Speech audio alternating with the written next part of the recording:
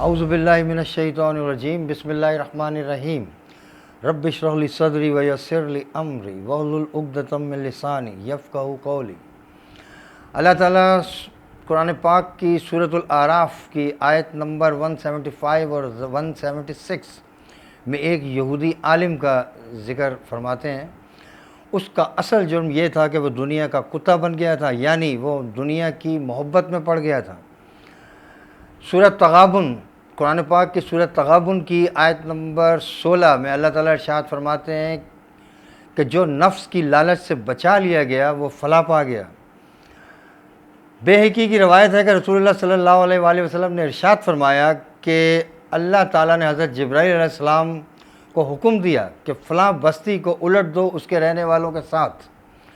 حضرت جبرائیل علیہ السلام نے بارگاہ خداوندی میں عرض کی کہ یا باری تعالیٰ،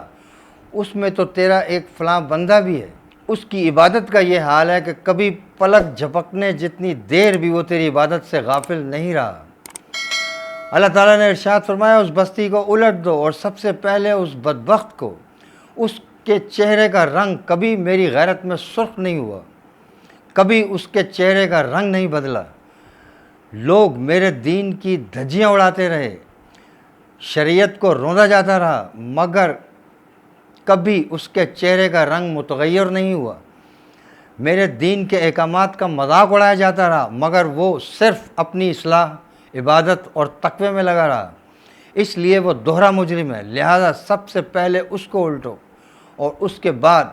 دوسروں کو۔ جیسا کہ اللہ تعالیٰ قرآن پاک میں ارشاد فرماتے ہیں کہ تم لوگوں کو تو نیکی کا حکم دیتے ہو اور خود کو بھول جاتے ہو۔ جیسے حضرت عیسیٰ علیہ السلام نے اپنے دور کے عالموں یعنی راہبوں سے ارشاد فرمایا تھا کہ جب فیصلے کے وقت تم لوگوں کے لیے تو مچھر چھانتے ہو اور خود سالم اونٹ نکل جاتے ہو، یعنی کہ ابتدا سے لے کے آج تک جنہوں نے اللہ تعالیٰ کے دین کی مخالفت کی وہ اس دور کے عالم ہی تھے، جنہوں نے تعویلات اور اپنے فلسفے پیش کیے اس دین کو بدلنے کے لیے۔ لہذا اس سورۃ الاعراف کی آیت نمبر 175 اور 176 میں اللہ تعالیٰ جس یہودی عالم کا ذکر فرماتے ہیں، تورات میں اس کا نام بلعام بن باورا بتایا گیا ہے۔ یہ بلعام بن باورا بہت نیک، عابد اور زاہد تھا، لوگ اس کا بہت احترام کرتے تھے۔ یہ ایک صاحب کرامت بزرگ تھا۔ اللہ تعالیٰ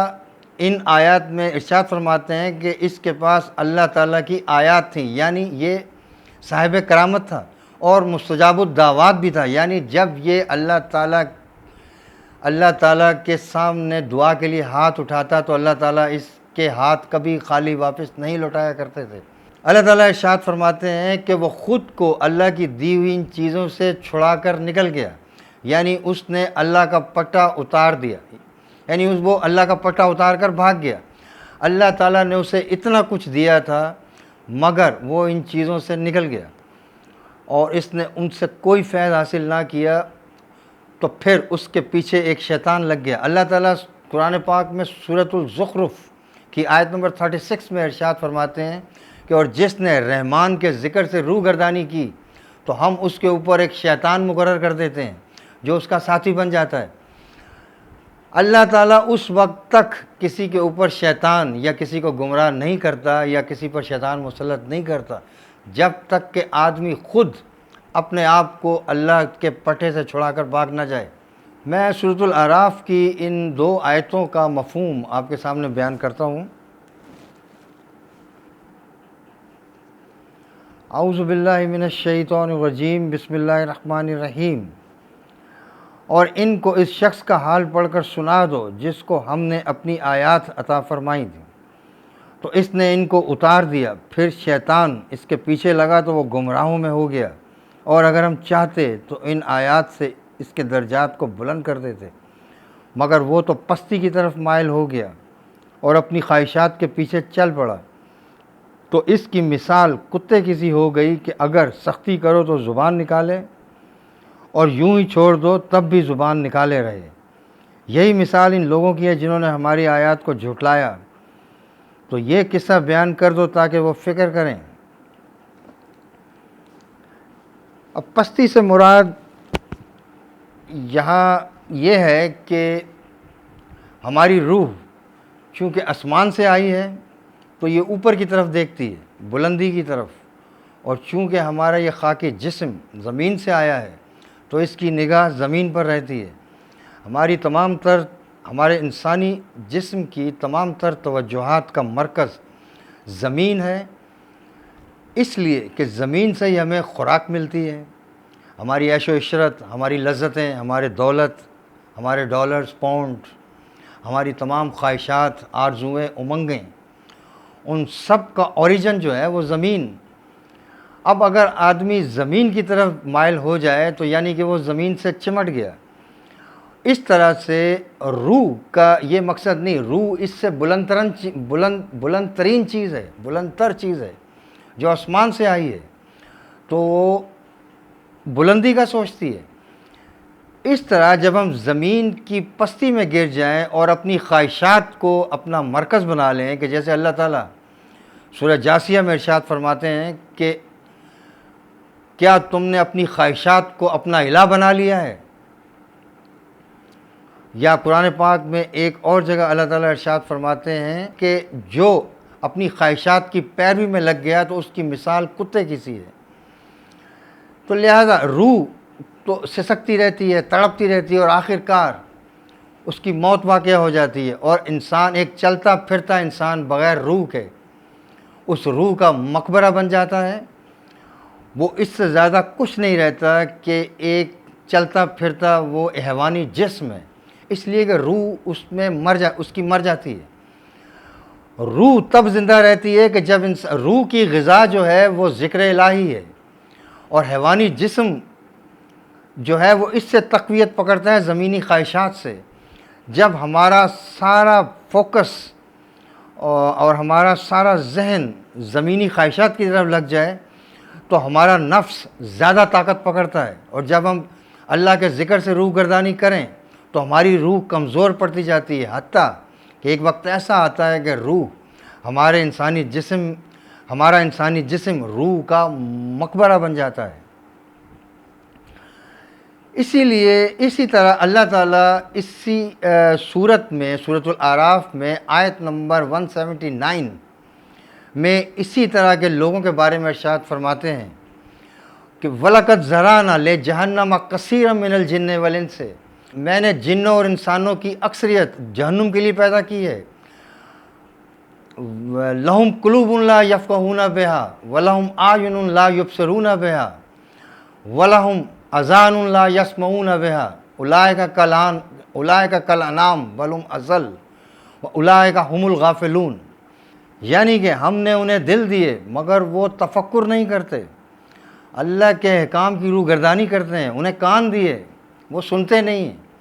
یعنی وہ لغو باتوں کی طرف زیادہ توجہ ان کی رہتی ہے، وہی سنتے ہیں جو اللہ کا ذکر، اللہ کے احکامات ہیں اس کی طرف کان نہیں دھرتے۔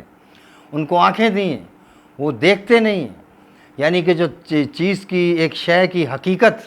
ان کی طرف ان کی آنکھیں نہیں جاتی، ان کی آنکھیں کچھ اور لغویات میں پڑی رہتی ہیں۔ لہذا اللہ تعالیٰ نے ایسے لوگوں کو جو اللہ تعالیٰ کے ذکر سے، اللہ تعالیٰ کے احکامات سے روح گردانی کرتے ہیں، تو اللہ تعالیٰ ان کے دلوں پر مہر لگا دیتا ہے، ان کی آنکھوں اور کانوں پر پردے ڈال دیتا ہے۔ اللہ تعالیٰ نے سورہ 3 میں ارشاد فرماتے ہیں کہ لَقَدْ خَلَقْنَا الْإِنسَانَ فِي أَحْسَنِ تَقْوِيمٍ ثُمَّ رَدَدْنَاهُ أَسْفَلَ سَافِلِينَ، یعنی ہم نے انسان کو پیدا کیا ایک بلند ترین مقام پر جو مسجود ملائک ہے، اور جب یہ گرتا ہے تو نچلوں سے نچلی سطح پر پہنچ جاتا ہے۔ اللہ تعالیٰ سورۃ الفاطر میں ارشاد فرماتے ہیں کہ اہل علم کو اللہ تعالیٰ کی معرفت حاصل ہے۔ اب